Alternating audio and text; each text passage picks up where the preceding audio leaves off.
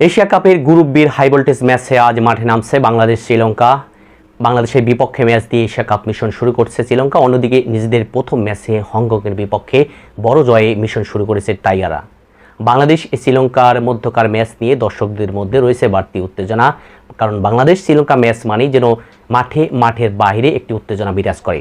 শ্রীলঙ্কার সেই নিদাস ট্রফি এবং সাকিব আল হাসানের সেই টাইম আউট ঘটনা নিয়ে এরপর থেকে কিন্তু বাংলাদেশ শ্রীলঙ্কার মধ্যকার ম্যাচে বেশ মাঠের বাইরে নানা উত্তেজনা দেখা যায়। তবে পরিসংখ্যানে বাংলাদেশ এবং শ্রীলঙ্কার ম্যাচের পরিসংখ্যানে সেখানে কিন্তু সবশেষ 3 ম্যাচ টি-20 সিরিজে লঙ্কানদের বিপক্ষে 2-1 ব্যবধানে বাংলাদেশ জিতলেও পরিসংখ্যানে কিন্তু শ্রীলঙ্কা এগিয়ে আছে।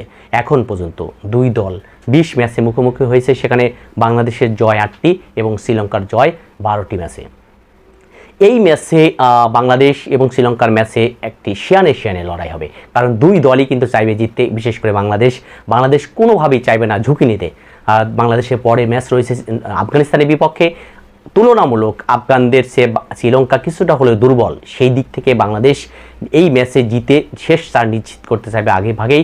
আর অন্যদিকে শ্রীলঙ্কা কিন্তু বাংলাদেশের বিপক্ষে ম্যাচ দিয়ে তাদের আসর শুরু করতে যাচ্ছে। শ্রীলঙ্কাও চাইবে বাংলাদেশের বিপক্ষে জিতে তারা এগিয়ে যেতে, কারণ বাংলাদেশ শ্রীলঙ্কার ম্যাচের মধ্যে এই যে বাড়তি একটি উত্তেজনা বিরাজ করছে, একই সাথে দুই দলই কিন্তু জয়ের জন্য মরিয়া।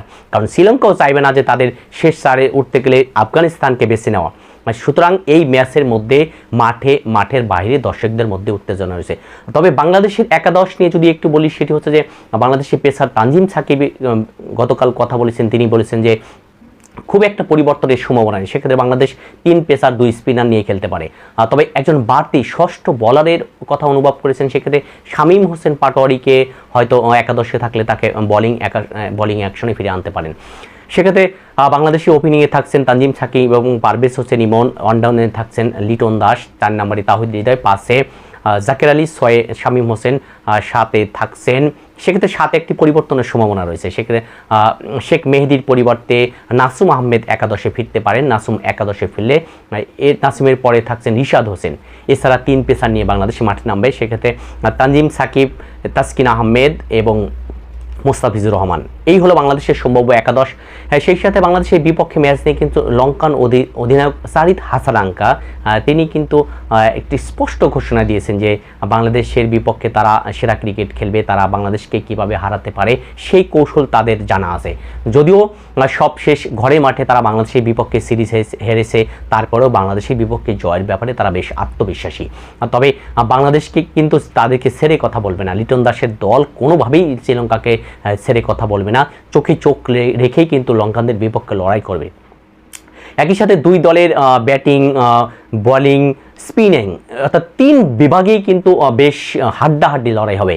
অর্থাৎ বাংলাদেশের ব্যাটিং, শ্রীলঙ্কার ব্যাটিং, বাংলাদেশের পেস বোলার, শ্রীলঙ্কার পেস বোলার, বাংলাদেশের স্পিনার, শ্রীলঙ্কানের স্পিনার, সব মিলে এশিয়া কাপের এই ম্যাচ নিয়ে দর্শকদের মধ্যে যেমন বাড়তি উত্তেজনা রয়েছে, সেক্ষেত্রে বাংলাদেশের দর্শক, লঙ্কান দর্শক সব মিলে এই ম্যাচ, এশিয়া কাপের এই ম্যাচটি অন্যতম একটি হাই ভোল্টেজ ম্যাচ। সবশেষ দুই দলের যে পরিসংখ্যান বলছে, দুই দলের দেখায় বা বাংলাদেশও সাম্প্রতিক সময়ে দুর্দান্ত ফর্মে রয়েছে, শ্রীলঙ্কাও কোনোভাবে চাইবে না তারা হার দিয়ে শুরু করতে। সুতরাং সেই পর্যন্ত অপেক্ষা করি এই ম্যাচে কে যেতে, শেষ পর্যন্ত শেষ হাসি কে হাসে। এবং বাংলাদেশের শ্রীলঙ্কার ম্যাচের একটি কিছু ঘটনা রয়েছে, সেটি হচ্ছে নাগিনী ড্যান্স। ধন্যবাদ জানিয়ে আপাতত বিদায় নিচ্ছি। ভালো থাকবেন সবাই।